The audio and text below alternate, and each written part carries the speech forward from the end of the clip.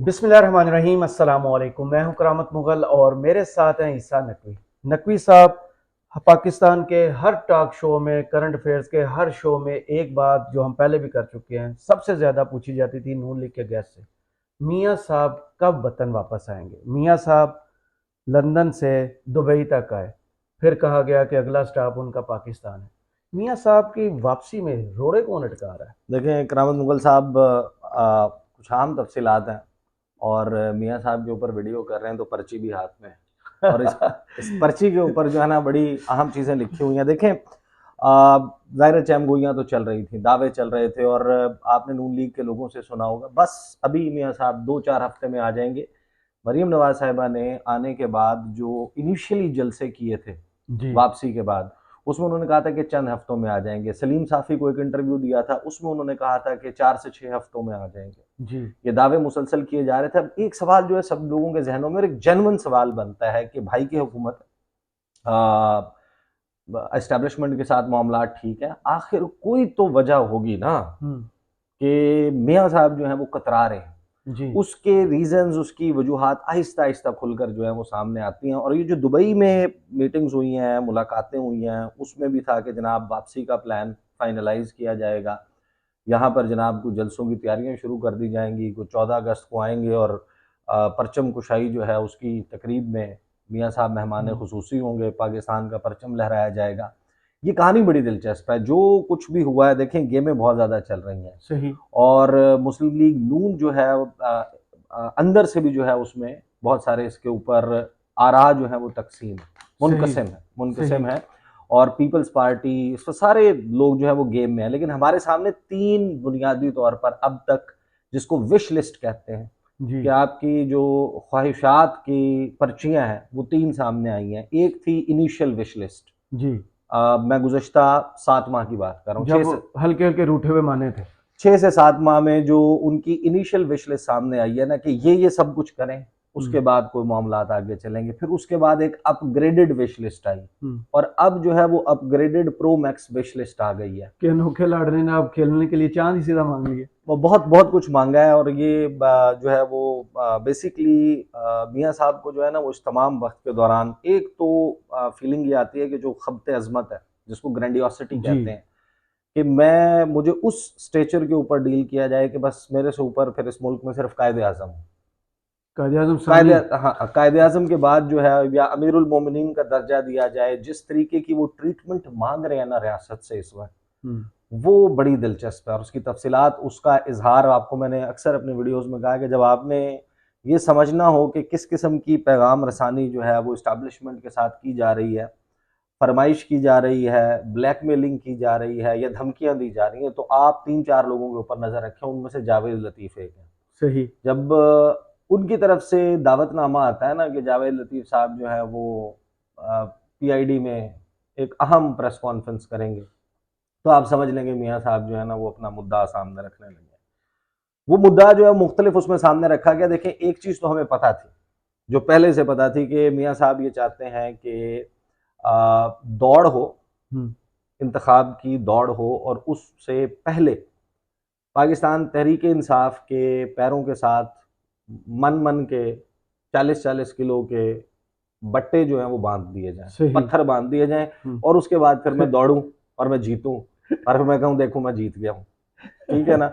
एक तो उनका ये है। दूसरा, वो मुकम्मल यकीन चाहते हैं, हम्म यानी उस स्टेज पर मामले को लेकर जाना चाहते हैं कि जहां पर बिल्कुल, क्योंकि उनका माजी, उनका ट्रैक रिकॉर्ड, जो उन्होंने पीडीएम बनाने के बाद जो कुछ उन्होंने किया, लंदन में बैठकर तकारीर की, उसके बाद उनको ये लगता है कि अभी भी उनकी स्लेट जो है वो क्लीन नहीं हुई। अच्छा और उनकी पार्टी में उनके भाई की पजीराई जो है वो इस्टेब्लिशमेंट के सर्कल्स में बहुत ज़्यादा है। हम्म वो यस मैन है। इस्टेब्लिशमेंट उनको बहुत हाई रेट करती है, शहबाज शरीफ को। सही ये तो इनकार ही नहीं करते किसी बात से। एब्सोल्युटली। और हर काम बड़े बेहतरीन अंदाज में किए जाते हैं, सर झुकाकर। हम्म यस सर वाला काम है उनका। 1.25 साल में मुल्क की मीशत का बेड़ा गर्क कर दिया सर झुका तो कर। तो अब मियाँ साहब जो है वो अपनी जो वापसी है उसको किस तरीके से डिज़ाइन करें। पहले हम्म मैं आपको बता देता हूँ, जो इनिशियल विश लिस्ट आई थी वो थी, आपने जलसों में सुना होगा कि पहले एहतसाब होगा, फिर इंतखाब होगा। पहले तराजू के दोनों पलड़े बराबर होंगे, फिर इंतखाब होगा। पहले दूध का दूध और पानी का पानी होगा, फिर इंतखाब होगा, पहले तोशाखाना में नाअहली होगी, फिर इंतखाब होगा, पहले ये भी 200 पेशियां भुगतेगा, फिर इंतखाब होगा। अब ये जो इनिशियल विश लिस्ट थी ना, इसमें सवाए नाअहली के तमाम ख्वाहिशात पूरी हो चुकी हैं। सही। तो ये तो आपकी फरमाइश मरीम नवाज ने और इन तमाम नून लीग के लीडर्स ने प्रेस कॉन्फ्रेंसेज में, टॉक शोज में, वर्कर्स उन्होंने कन्वेंशन मिठाई में, खा भी ली थी जब इलेक्शन कमीशन ने उन्हें नाअहल किया था। हाँ, वर्कर्स कन्वेंशन और उस सब में ये सब कुछ हो गया था। उसके बाद उस विश लिस्ट को अपग्रेड किया गया 9 मई के बाद। 9 मई के बाद जो पहली अपग्रेडेशन हुई थी ना इस विश लिस्ट की, क्योंकि जाहिर है कि अब तो वो मौका भी मिल गया था, बयानिया तो नहीं मिला लेकिन आपको मौका मिल गया पूरा। उसमें जावेद लतीफ साहब ने एक तकरीर फरमाई थी फ्लोर ऑफ द पार्लियामेंट जी, और उसमें उन्होंने ये कुछ चीजें कही थी। रेड कारपेट जहाँ, हाँ, कि रेड कारपेट, सुर्ख कालीन बिछाया जाए मियाँ साहब के लिए। साथ में ये फरमाइश की गई थी कि जो इस वक्त इदारों में बैठे हुए हाजिर सर्विस जी, लोग हैं, और उनका इशारा there is no secret about it, वो ये कह रहे थे कि army chief general Asim Munir और DGISI जी, ये दोनों जाएं, और उनका इस्तकबाल इशारा था। ये भी था, नहीं इस्तकबाल नहीं। हाँ, करामत मुगल साहब जी क्या हो जी गया? जी जी अब जी। आप देखें, आप मैं वो आप या तो मियाँ साहब को अंडर एस्टिमेट करते हैं, या आप जावेद लतीफ को या मरियम नवाज को अंडर मैं एस्टिमेट। जावेद लतीफ के बारे में क्या बात करूं, वो आपको मैं इस्तकबाल की बताऊं बात कि नहीं थी, जी, इस्तकबाल की बात नहीं थी। उन्होंने ये कहा था कि 3 इदारे जिन्होंने मिलकर मियाँ साहब सबको को नाअहल किया। 2017 में निकाला था, जी, जो उनको निकाला था, मुझे क्यों निकाला वाला निकाला था, जी, वो जाएं और जाकर मियाँ साहब से कहें कि खुदा के लिए पाकिस्तान आ जाए। तो आप कह रहे हैं इस्तकबाल? हाँ, नहीं, इस्तकबाल की नहीं ख्वाहिश का इजहार किया था। उन्होंने कहा था कि जाएं और जाकर कहें कि खुदा के लिए पाकिस्तान आ जाओ। साथ में उन्होंने क्या कहा था कि जो इन दोनों तीनों इदारों के साबिक लोग हैं, साबिक अफसरान हैं, जो रहे हैं, जो जुडिशरी में रहे हैं, जो आर्मी में रहे हैं, जो ISI में रहे हैं, उन साहब, हाँ, उन सब से जो है इस ख्वाहिश का इजहार किया था कि वो माफी मांगे। जनरल फैज और जनरल बाजवा, और एक प्रेस कॉन्फ्रेंस की उनकी अर्जदाश्त थी कि एक प्रेस कॉन्फ्रेंस करवाई जाए जिसमें ये बैठकर कहें कि हमने ये किया था, ये हमारी गलती थी, हमने इन वजूहात से किया था। मियाँ साहब को एक क्लीन चिट दी जाए, मियाँ साहब वापस आए तो वो जेल ना जाए। सही।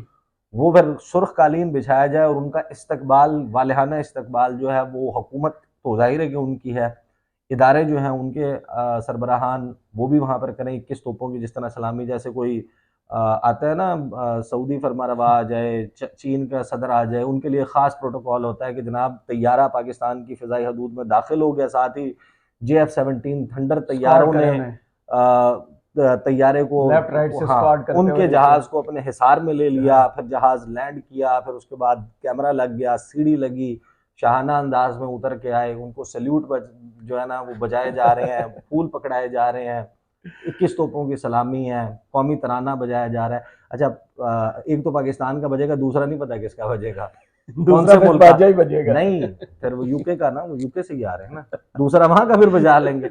बहरहाल अब क्या हुआ है कि इस सारी सूरत हाल में जाहिर है कि मियाँ साहब ने बहुत इंपॉर्टेंट, ये तो तयशुदा बात है कि अपनी पार्टी में और इस हुकूमत के तमाम फैसले वही कर रहे हैं। सही। चाहे आर्मी चीफ की अपॉइंटमेंट हो, उसका वो हमें नून लीग ने बताया कि फाइनल अप्रूवर और फाइनल कॉल जो है वो मियाँ मोहम्मद नवाज शरीफ की होगी। मिफ्ता इस्माइल को हटाने और इसहाक डार को भेजने वाली मुलाकात आपको याद होगा, एवन फील्ड डिपार्टमेंट न्यूयॉर्क से वापसी पे शहबाज शरीफ वहाँ पर बैठे थे, वहाँ पर मिफ्ता इस्माइल भी बैठे हुए थे, इसहाक डार भी बैठे हुए थे। उस मुलाकात के बाद मिफ्ता साहब ने अपना इस्तीफा दे दिया था और इसहाक डार साहब जो हैं वो तैयारे पे बैठकर PM के तैयारे में, हाँ, शहबाज शरीफ के साथ नूर खान एयरबेस, चकलाला एयरबेस जिसको कहते हैं, रावलपिंडी में उन्होंने लैंड किया था। तो तमाम फैसले तो मियाँ साहब कर रहे हैं। निगरान वजीर आजम किसको बनाना है, फाइनल गो अहेड मियाँ मोहम्मद नवाज शरीफ का होगा। कौन रहेगा, कौन हटेगा, किसने रहना है, किसने हटना है, फलां मिनिस्ट्री किसको दी जानी है। अब रोड का और पुल के इफ्तिताह के अलावा ना तमाम मेजर डिसीजंस जो हैं वो मियाँ साहब खुद कर रहे हैं। सही। तो ये वहां पर जो बैठे थे उसमें 3-4 मेजर चीजें थी। एक थी मियाँ साहब की वापसी, जी, कब होगी, कैसे होगी, उसके लिए क्या तरीकाकार होगा। वो तरीकाकार अब उन्होंने बता दिया कि क्या तरीकाकार होगा, आगे की कहानी बता दिया। निगरान वजीर आजम के हवाले से अब कुछ चैम गोइयाँ चल रही हैं कि एक ऐसी शख्सियत है जो पिंडी के लिए भी जो है वो काबिल कबूल है और इनके लिए भी फिर काबिल कबूल होनी चाहिए। तो कहीं ना कहीं मामलात क्लोज हो चुके हैं। सही। करीब आ चुके हैं। फाइनल ज़ाहिर है कि अनाउंसमेंट से पहले आप नहीं कह सकते। बहुत सारे लोग जो हैं वो अपने नाम जो है वो खुद से फ्लोट भी करवा रहे हैं, चाहे वो नजम सेठी हैं, चाहे वो मोहसिन नकवी दोबारा है, मोहसिन जी। बेग है, या दीगर लोग हैं। मोहम्मद मालिक हैं, फहद हुसैन है, जिनका हम हाँ जिक्र हाँ, कर चुके हैं। ढेर सारे लोग हैं हम्म। और सहाफ़ी ज़्यादा हैं उसमें, हम्म। ठीक है ना, लेकिन वो पता ये चल रहा है कि सहाफ़ी नहीं है। क्योंकि मियाँ साहब जिंदा भी तो मीडिया में है ना, फिर ग्राउंड लेवल पे क्या है। साथ में ज़ाहिर है कि निगरान वज़ीर-ए-आज़म, फिर काबीना में कौन किसका क्या हिस्सा होगा, असेंबली कब तहलील करनी है। अभी तक जो लिस्ट जो बेसिकली डेट आई है ना, वो ये कि तारीख से 1 दिन पहले या 2 दिन पहले असेंबली जो है वो तहलील करने की समरी भिजवा दी जाएगी, और क्योंकि असेंबली वक्त से पहले तहलील होगी तो 90 रोज़ मिल जाएंगे। यानी कि आरफ अलवी साहब के पास भी वो मार्जिन ना हो कि इसको रोक दे, 48 घंटे के अंदर अंदर वो खुद बहुत तहलील हो जाए। ठीक है, अब जब ये सब कुछ हो गया तो हम्म। वो पहलवान कौन सा होगा? हम्म। जब ये तमाम चीज़ें फाइनल हो गई टेक्निकली, जी। हमें तो यही बताया गया और यही ऐलान किया गया कि अब जनाब ये सारी चीज़ें फाइनलाइज हो गई हैं, जी। तो उसके बाद तो मैदान और दंगल तो पाकिस्तान में होना है, हम्म।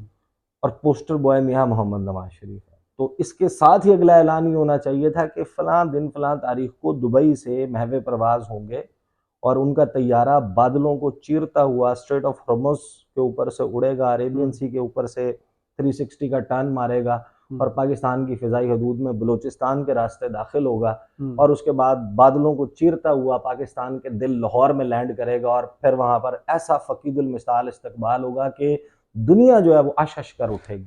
बिल्कुल होना तो ये चाहिए था सही। टेक्निकली, लेकिन वहाँ से अब क्या जैसा होगा? उनके भाई ने किया था जब ये पहली अब दफा लंदन से आए थे गिरफ्तारी देने। अब upgraded pro max wish list सामने आती है जब जावेद लतीफ़ साहब बराजमान होते हैं, मुझे जलवा अफरोज होते हैं तमाम टेलीविजन स्क्रीन पर। आप जावेद लतीफ़ पे जो कमेंट करना चाह रहे हैं, मैं नहीं चाहता कि आप वो कमेंट करें। चलें फिर आप हाँ, कंटिन्यू करें। आपने अगर अगर करामत मुगल साहब का कमेंट सुनना है यार ना, मैंने वो वीडियो के आखिर में सुनेंगे, वो हम वीडियो के आखिर में सुनेंगे। यार लोगों का सस्पेंस भी रहने दिया करें। सही। अपग्रेडेड विश लिस्ट जावेद लतीफ़ साहब ने जो दी है, उसके मुताबिक उनकी प्रेस कॉन्फ्रेंस का लुब्बे लुबाब ये नंबर 1, जी।